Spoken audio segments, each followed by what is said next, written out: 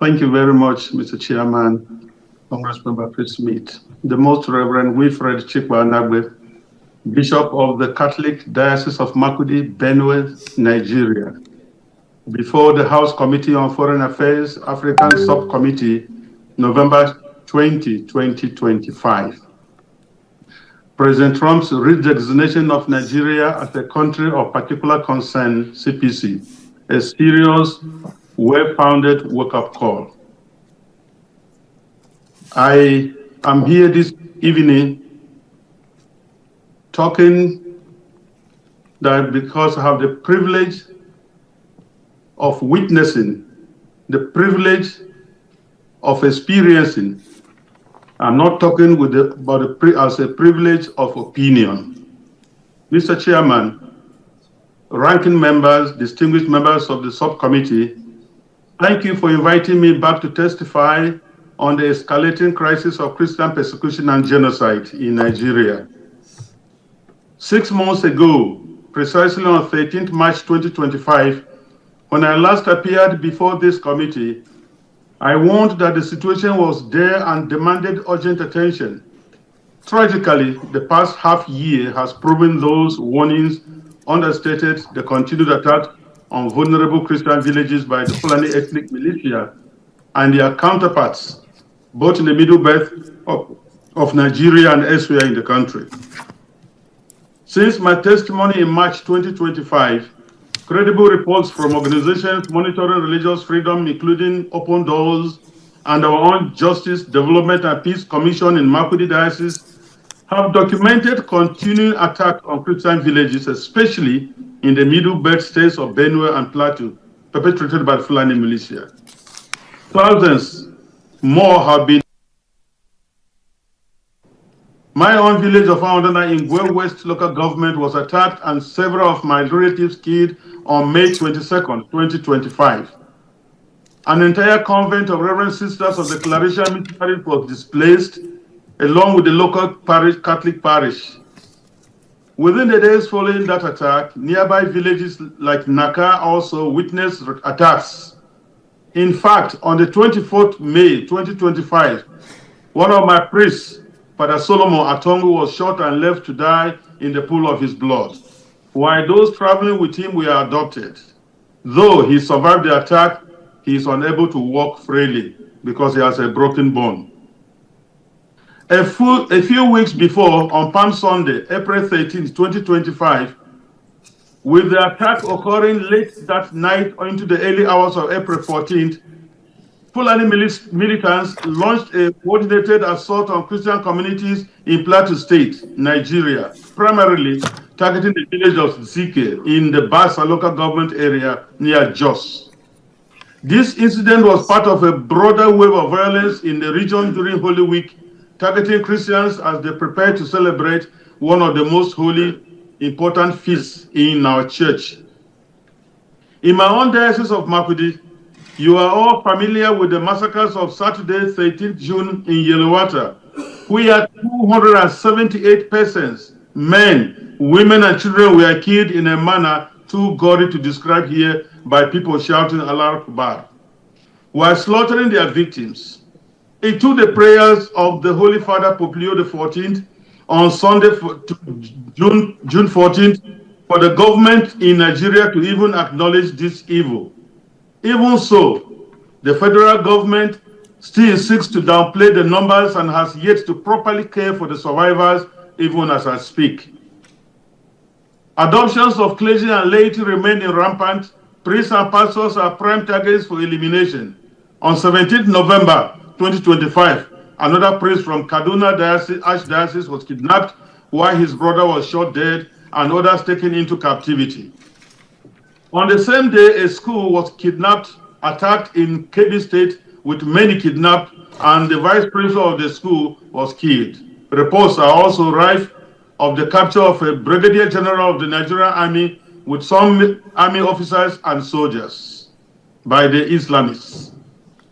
This is the daily experience of many Christians in Nigeria. Violence is spreading southward, displacing millions and destroying farmland, creating a humanitarian crisis compounded by food insecurity. Attacks by Fulani militants, Boko Haram, Islamic State of West African Province, ISWAP, have intensified not only in the Middle Belt and northern states, but spreading southward and targeting Christian communities with impunity. We hoped the CPC designation by President Trump at the end of October might stabilize the situation, but instead it is deteriorating into one of the most lethal periods for Nigeria Christians in recent memory. Like it is now commonly acknowledged, Nigeria remains the deadliest place on earth to be a Christian. More believers are killed there annually than in the rest of the world combined. Yet, perpetrators face little accountability, and the Nigerian government's response since the CPC designation is to unleash vain glory speakers and willing tools to spin the narrative and make false equivalencies about Muslim deaths. But I would like to ask the question here, who is killing the Muslims up north? Is there any Christian militia displacing millions and occupying lands in Nigeria? The government of Nigeria's silence and refusal to engage in the fate of continued killings and displacements has deepened feelings of abandonment among the people. The national leadership appears disengaged, treating the Christian genocide reports as a non-issue instead of considering it a national emergency. This lack of political will undermines trust in government institutions and fuels perceptions of complicity or indifference. Mr. Chairman, honorable members, allow me to briefly mention another point so close to my heart, the humanitarian and social impact of this genocide.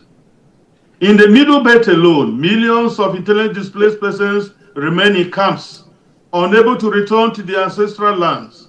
This threatens cultural continuity, religious and economic survival.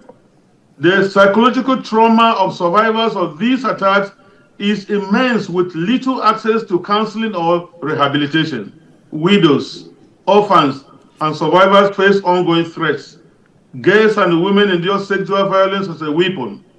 So many others resort to unsafe coping mechanisms for daily sustenance, destroying families, guarantees that no more Christian will be born from so many traumatized women.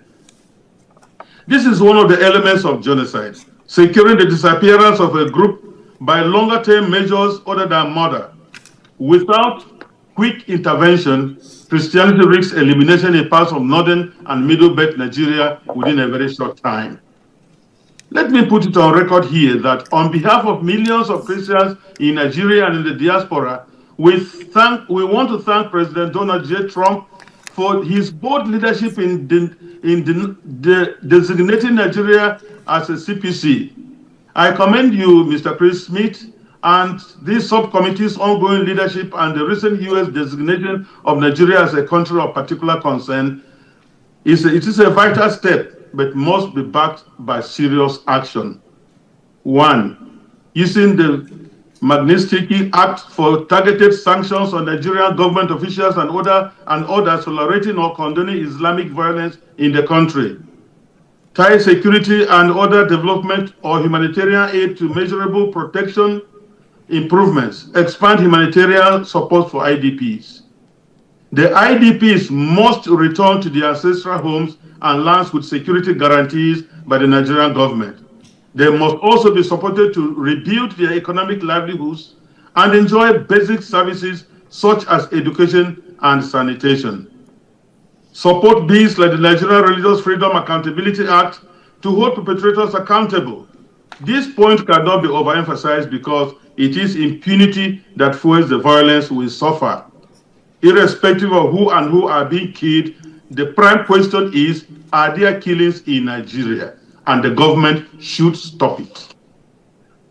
International advocacy, work with allies to praise Nigeria at the UN and ensure discriminatory laws and blasphemy laws are eradicated or expunged from the Constitution. Closing call to action. The CPC designation has brought immense joy, hope, and spiritual resilience to communities under siege in Nigeria. The Christian faith-based organizations remain among the few sources of relief and encouragement, filling the vacuum left by government inaction. However, the church alone cannot stop the killings. It requires coordinated political, military, and humanitarian intervention. Mr. Chairman and members, the blood of Nigerian Christians cries out to you people. We cannot afford to wait any longer.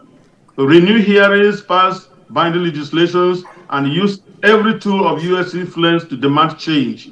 America remains the only country in the world with an International Religious Freedom Act. America has a unique role in defending religious freedom globally. Please enact concrete actions according to the CPC designation. We all know that inaction emboldens the extremists even more. Thank you for listening. I welcome you for this. Thank you very much, and God bless you.